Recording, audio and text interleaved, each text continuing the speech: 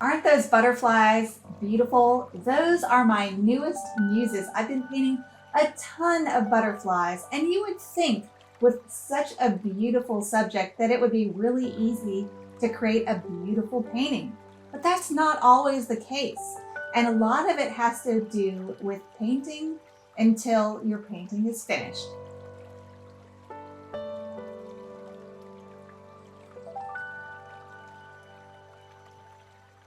I put so much heart and soul into this painting, and now look at this mess. It's so ugly. And you would be amazed how often you can fix a painting at the ugly stage. I'm gonna, because I scratched the wings and they do look good, I'm gonna scratch.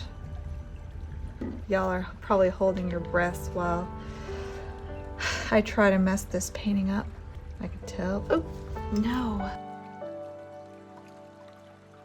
I've noticed on a lot of tutorials that my students will watch the first 1 or 2 sessions, and then on the 3rd and 4th sessions, if there are 3rd and 4th sessions in my start to finish tutorials, the watch time kind of goes down, which tells me that perhaps students aren't finishing their paintings. They're not working them until the painting is finished.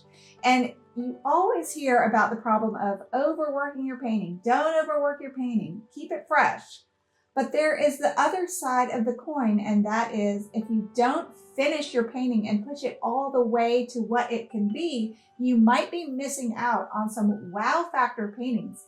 And even some paintings that I think are going to be really ugly, if I keep pushing, not always, but usually if I keep pushing and adding the final details, I will get a painting that really is wonderful. A lot of times, not always.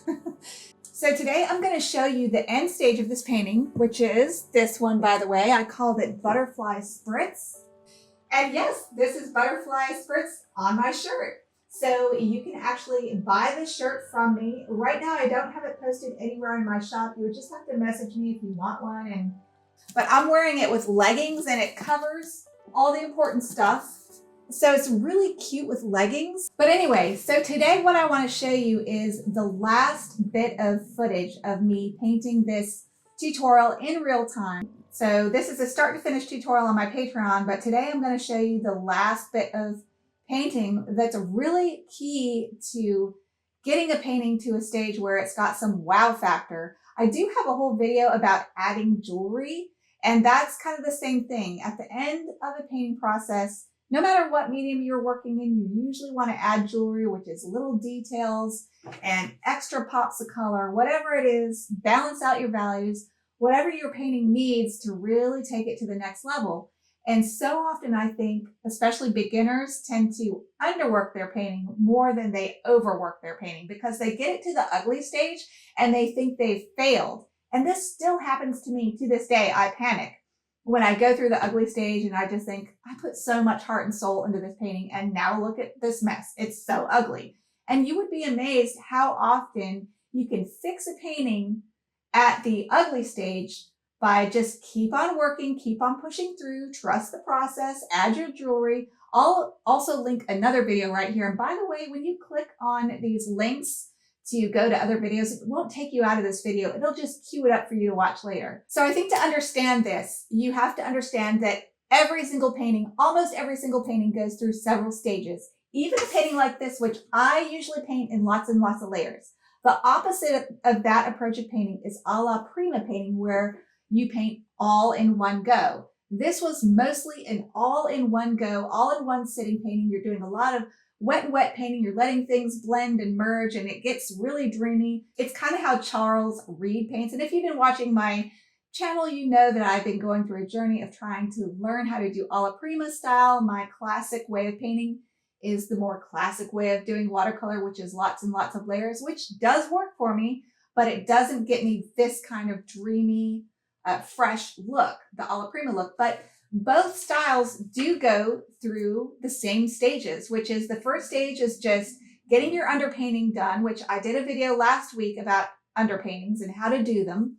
And so you're doing your underpainting, and you're also doing what I call mapping in. So for example, if you're painting a person, you put in the corners of the eyes and the pupils and the nostrils and the corners of the mouth, the main points that hold the proportions in their correct places, like a map to guide you through the rest of your painting. So that's the first stage, the mapping in underpainting stage. Then the next stage, you start covering the whole painting with paint. And so that's when the values can get a little wonky. They're not in relation to each other correctly. That's what we call the ugly stage. And that's where most beginners really panic and they think the painting's done. And it does feel that way, even to me sometimes still, but it's not. You need to keep pushing it, keep adding those final details, add your jewelry, balance out your values in relation to each other, and finish the painting. And don't worry about overworking it, especially if you're a beginner. Keep working your painting. In today's video, we're going to watch the last bit of painting on butterfly spritz. And you'll learn quite a few really fun techniques along the way and see what I do to bring this painting to its final conclusion as you see it here. All right, let's take a look. All right, I think to differentiate this wing from this one, I'm gonna make it lighter and just more willowy, less detail and not so bright as this one. So this one will come forward. I'm thinking that's how I'll do it. So I'm just gonna get some Holbein Aureolin mixed up with my size 6 round and get plenty of water. So this is a juicy, milky, but watery milk. Lots of paint in it. And maybe I'll try to get a glimmer of highlight along his antenna, but I'm not gonna hold my breath that I'll be able to do that. I'm gonna paint around these dots here.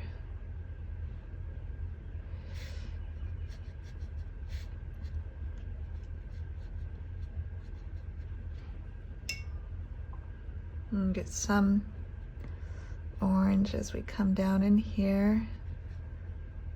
And squeeze out my brush so that I can get a really thin highlight there. And then I'm gonna float in maybe some red, maybe some purple to kind of push this back in space.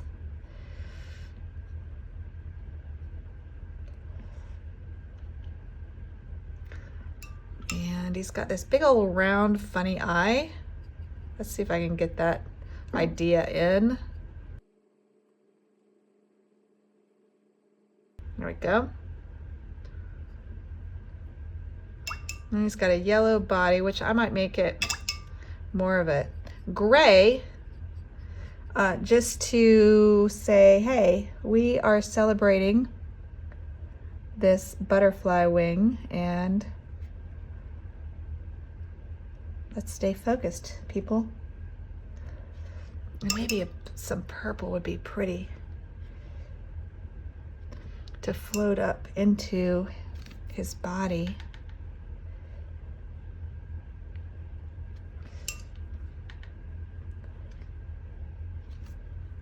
I want to get a nice round abdomen look, you know, and maybe some bumps to make him look. Maybe a little bit of burnt sienna in there to hint at, hey, this beautiful flower is highlighted by his belly. So also, I think I'll put in some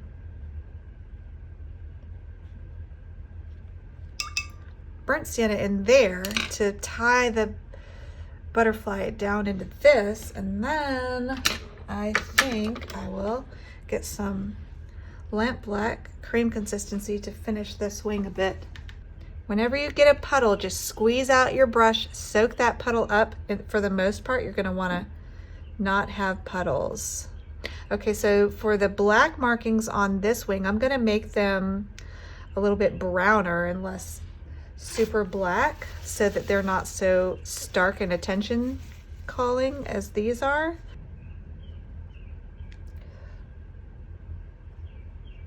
I'm going to try to make them calligraphic and be pencil thin here and thicker there.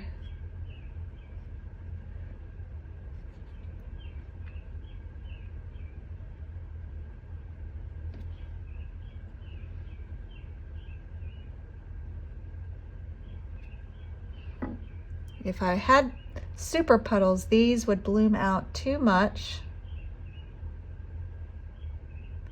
and not look good.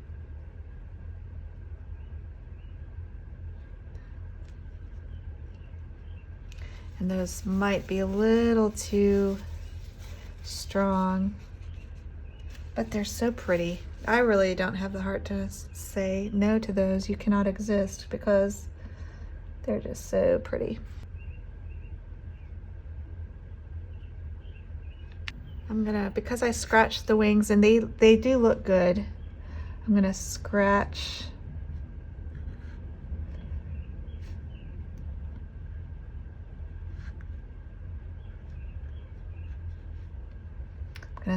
them in here as well.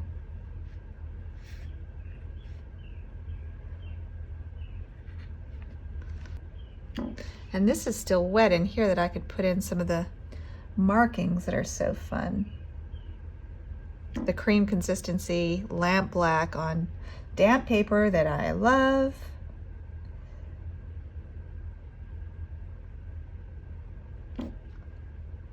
And he's got these lovely, lovely, you know,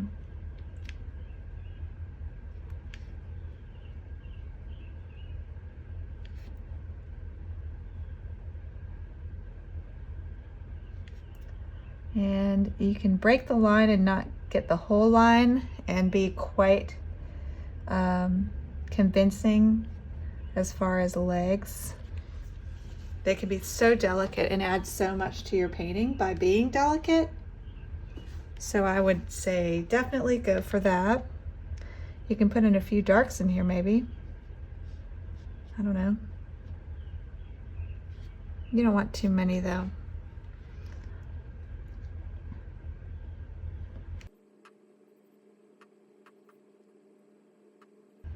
And you can keep adding these details to your, that's too much. I could tell. Oh, no. Gosh, Rach, listen. Okay, I need to calm down and go away from this painting. I don't like how that's so static, that line. Y'all are probably holding your breaths while I try to mess this painting up. Huh. All right, you know what would be fun to do some punchy punch in the butterfly by doing another glaze of pure opera maybe, just really watery, like milky tea, and just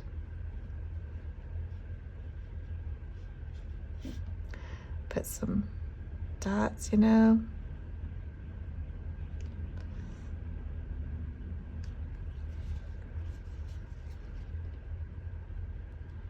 Maybe put some really watery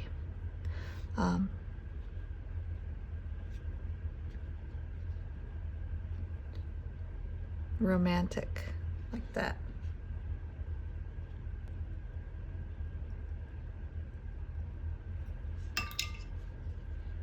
I mean, it's just like a celebration, I feel like, with confetti. It's like, I love the confetti.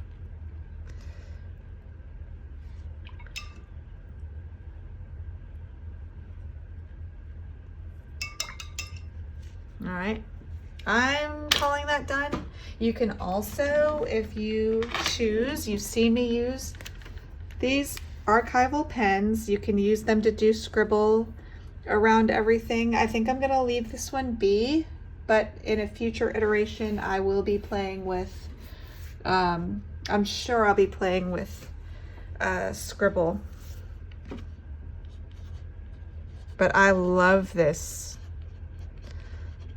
I feel like my paintings have been fighting me the last, they're just not inspiring me, if I'm honest, and this is just so refreshing. I hope you loved it. I think the things that made this so successful was the super darks in here, that super, just that one little detail showing the delicate baubles that seem to hang off butterfly wings that look like almost like jewels dripping off their wings. That one little, it doesn't take a lot. The very delicate little antenna, the splatters giving this some energy, like confetti, like spring confetti, butterfly energy. The variation in colors, I've got purple, and it's not pink, green, yellow, pink, green, yellow, pink, green, yellow. It's a big chunk of yellow here, a big chunk of pink there, a smaller chunk of green there, some purple, quite a bit of yellow. I think that helps, and also having a lighter wing to show off this one in space. And also having lighter areas, I could do better at that. This is kind of a lighter area and less saturated than this. So I think those are the keys to the success of this painting. And I hope you enjoyed this. I really enjoyed this painting so much. All right, let's take the tape off this. I have not been so happy with a painting in a long time, and you can expect more of this coming from me, because this is how I would love to always paint. I don't know if this is a freak accident, but I can't, oh, I just tore it. Okay, let me go slow, stop talking.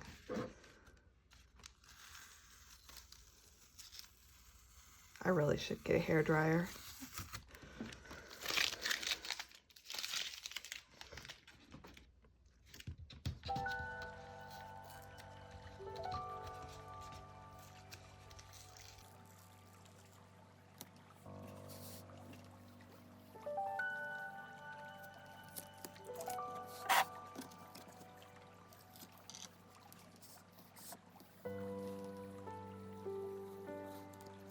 This is Hannibal the Collection hot press, by the way.